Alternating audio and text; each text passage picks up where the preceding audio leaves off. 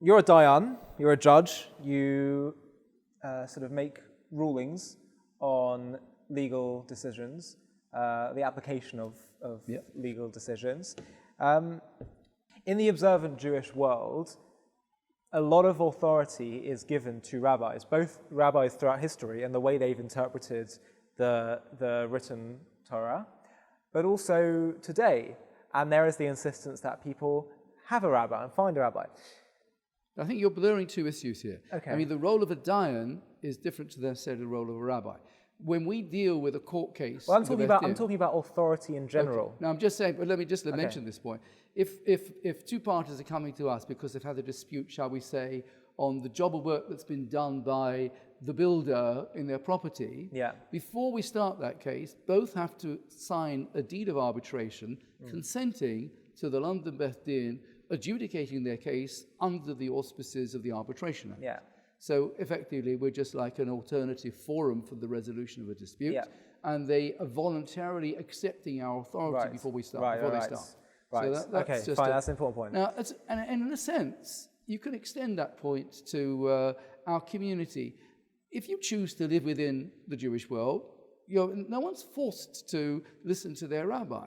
If you want to join the United Synagogue and you want to be a member and enjoy the resources of the United Synagogue, then you're, in a sense, accepting, if you like, the rules of the golf club. That's what they are.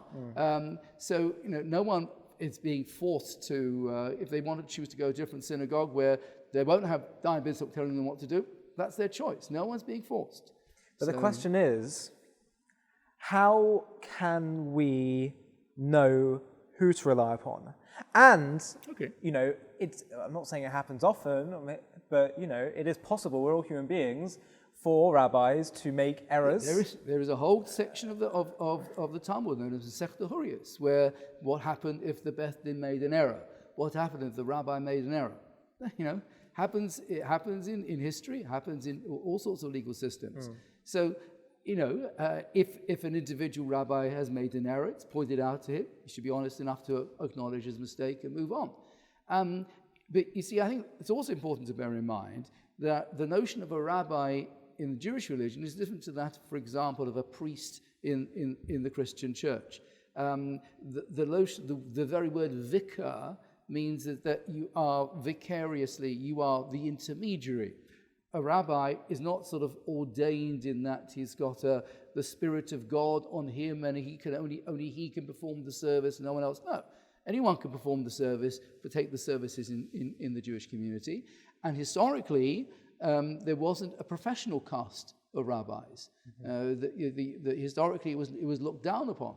Rambam Maimonides is very critical of those who were professional rabbis who were taking money for it. Right. Originally, he was, his brother supported him, and he was able to study. When his brother was unfortunately drowned on a ship at sea, then Rambam undertook the study of medicine to support himself, and was acknowledged as the head of the community, but he didn't take a salary from the community. It's only more recent centuries that you have the notion of the salaried rabbi.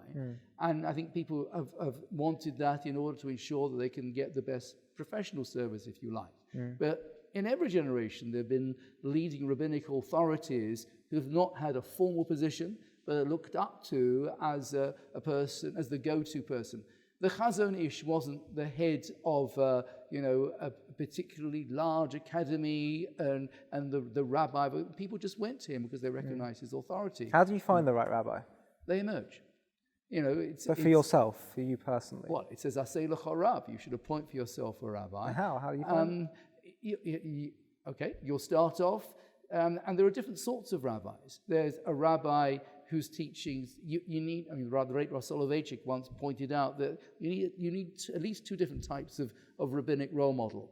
There's a person from whom you can learn by hearing their teachings, studying their writings, being inspired by them intellectually, and the person from whom you see it as a role model of religious life. Rav Soloveitchik says, from the town of Rebbe, I learned how to keep Shabbos. From the town of Rebbetzin, I learned how to greet Shabbos. And so, there is a certain person in whose presence you feel, that's a tzaddik. That's someone who I feel inspired by, I want to learn from, I want to draw from. Right. And, you're entitled to tamuru, to taste and see and look around and try out different religious styles, if you like. I don't think we're so authoritarian that it has to be of this particular style. As you know, the German Jewry has a particular way of doing things. Hasidic Jewry has a different style. Lithuanian Jewry had its own style. But you do have authorities, rabbinic authorities, who claim to oversee large swathes of a community or communities, which will make statements and say this is wrong or this is right and that this should not be done, or I don't endorse this or that.